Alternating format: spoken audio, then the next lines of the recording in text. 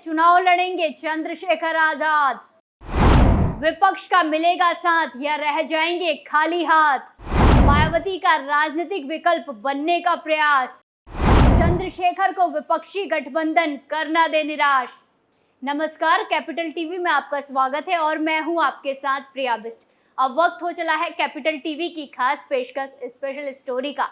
लोकसभा चुनाव 2024 जल्द ही आने वाले हैं, जहां इस चुनाव को आने में कुछ ही वक्त बचा है। मानो साल भर से भी कम का वक्त बचा हुआ है, जिसके चलते हर एक पार्टी अपनी रणनीति को मजबूत कर रही है।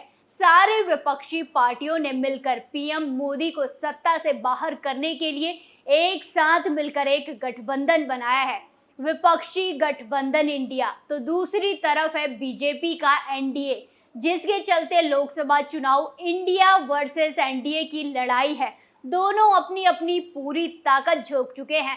इसके तहत दोनों गठबंधन अपने उम्मीदवारों के नाम तय करने में लगे हैं, घटक दलों को अपने में जोड़कर मजबूती दे रहे हैं। वहीं उत्तर प्रदेश के मैदान में भी सियासी समीकरण साधने का दौर चल रहा है। दल बदलने का सिलसिला जोरों शोरों से चल रहा है। वहीं इनमें से ही एक भीम आर्मी के नेता चंद्रशेखर आजाद भी चुनाव लड़ने की योजना बना रहे हैं, लेकिन एक समस्या हर बार की तरह उनके आगे खड़ी हो गई है, और वो समस्या है कि चंद्रशेखर आजाद की सीट अभी पक्की नहीं हो सकी है। 2022 विधानसभा चुनाव की तरह ही ऐसे में कई सवाल उठने लाजमी है, जैसे कि क्या चंद्रशेखर को विपक्षी गठबंधन इंडिया का साथ मिलेगा या फिर उनके हाथ खाली रह जाएंगे। इन्हीं सवालों को तलाशती ये रिपोर्ट आज हम आपके सामने पेश कर रहे हैं, जिसमें विपक्षी गठबंधन की रणनीति और चंद्रशेखर की योजना के बारे में हम विस्तार से बात करेंगे।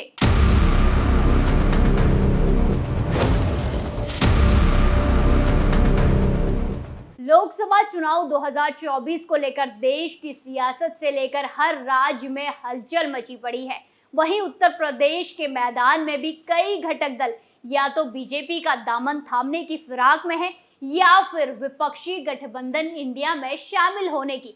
इन्हीं सब में से एक नाम है भीम आर्मी के नेता चंद्रशेखर आजाद का, जो इन दिनों उत्तर प्रदेश की दलित सियासत में मायावती का राजनीतिक विकल्प बनने की कोशिशों में जुटे हुए हैं, जिससे यूपी के बहुजन समाज पार्टी की मुखिया मायावती की साख में गिरावट के बीच भीम आर्मी प्रमुख आजाद विपक्षी एकजुटता को अनुसूचित जाति के वोटरों के बीच अपनी पैठ मजबूत करने में सहायता कर सकते हैं। ऐसे में चंद्रशेखर 2024 के लोकसभा चुनाव में उसी सीट से किस्मत आजमाने में मूड में है। यहां से कभी मायावती पहली बार चुनावी रण में उतरी थी और उसे बसपा की राजनीतिक प्रयोगशाला बना दिया था। चंद्रशेखर आजाद भी उसी रणनीति के तहत बिजनौर की नगीना लोकसभा सीट से चुनाव लड़ने की तैयारी में है। लेकिन सवाल यहाँ पर यह है कि क्या विपक्षी गठबंधन इंडिया का उन्हें साथ मिलेगा या फिर 2022 विधानसभा चुनाव की तरह ही खाली हाथ रहना पड़ जाएगा। दरअसल पश्चिमी उत्तर प्रदेश के बिजनौर की नगीना संसदीय सीट अनुसूचित जाति के लिए आरक्षित है और 2024 का लोकसभा चुनाव दलित नेता चंद्रशेखर आजाद इसी सीट से लड़ने की तैयारी में लगे हैं। इसके चलते ही चंद्रशेखर नगीना लोकसभा क्षेत्र का लगातार दौरा भी कर रहे हैं और उन्होंने कई स्थानों पर अपना दफ्तर भी खोल दिया है। इस सीट का समीकरण चंद्रशेखर के लिए काफी फायदेमंद भी माना जा रहा है, क्योंकि दलित और मुस्लिम वोटर्स का कॉम्बिनेशन यहां जीत की गारंटी समझा जाता है। जहां चंद्रशेखर ने अगले महीने 9 अक्टूबर को नगीना क्षेत्र में एक सार्वजनिक बैठक का कार्यक्रम रखा है। वहीं नगीना में होने वाले कार्यक्रम का आयोजन का प्रतिनिधित्व वर्तमान में बसपा के गिरीश चंद्र कर रहे हैं, जिन्होंने 2019 में बीजेपी के यशवंत सिंह को 1.6 लाख से अधिक वोटों से हराकर सीट जीती थी। तब बसपा को गठबंधन के तहत सपा का समर्थन मिला था। वही माना जा रहा है कि इस बैठक में नगीना सीट से वो अपने चुनाव लड़ने की औपचारिक घोषणा कर सकते हैं।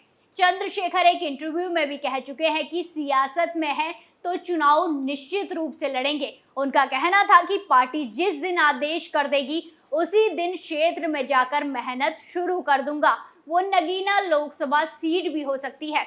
इस तरह से नगीना सीट से चंद्रशेखर ने पूरी तरह से मन बना लिया है, जिसके लिए सियासी ताना बाना भी बुन रहे हैं। अब सवाल ये है कि क्या चंद्रशेखर को नगीना सीट मिलेगी?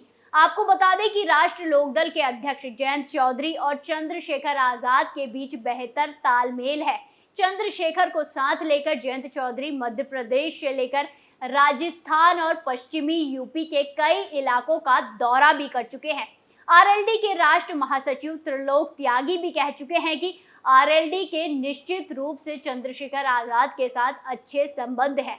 इस तरह से आरएलडी की भी मंशा है कि चंद्रशेखर को नगीना सीट से 2024 में विपक्षी गठबंधन इंडिया से चुनाव लड़ाना चाहिए। वहीं विपक्षी लोकदल के अध्यक्ष जयंत चौधरी विपक्षी गठबंधन इंडिया का हिस्सा है और तो और जयंत चौधरी कई बार कह चुके हैं कि चंद्रशेखर आजाद गठबंधन में उनके साथ है।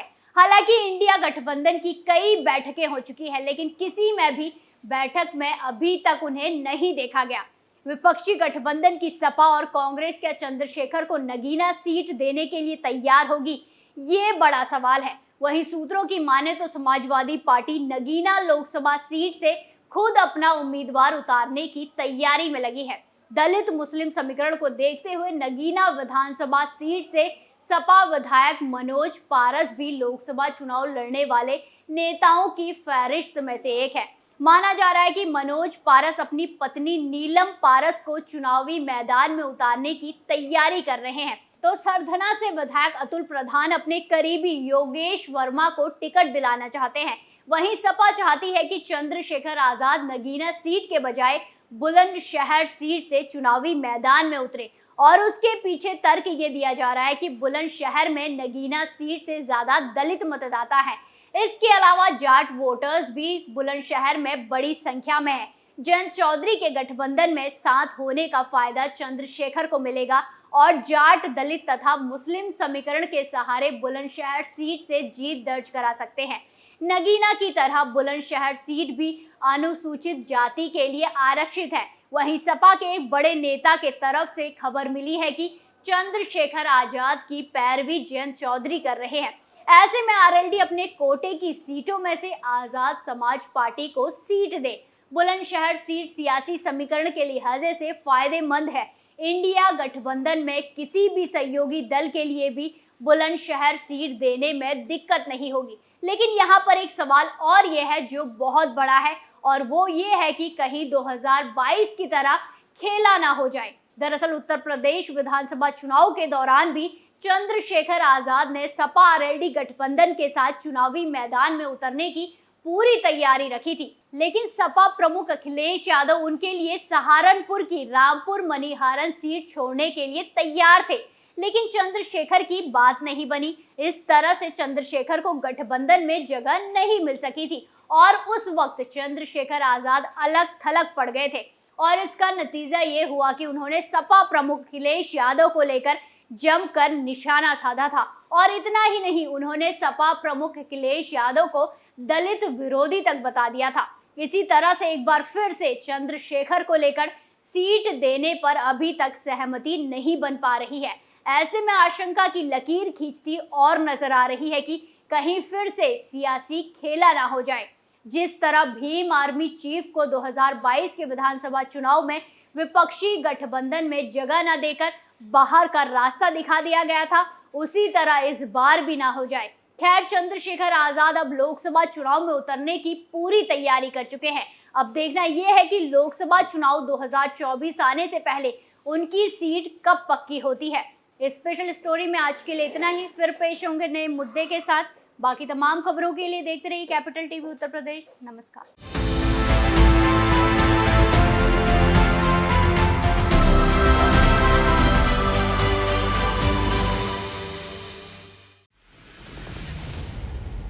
मैं राजनीति करता नहीं, पर राजनीति को बहुत गहरे तक समझता हूं। मैं लोगों के बीच रहता हूं, लोगों के मन को अच्छे से जानता हूं।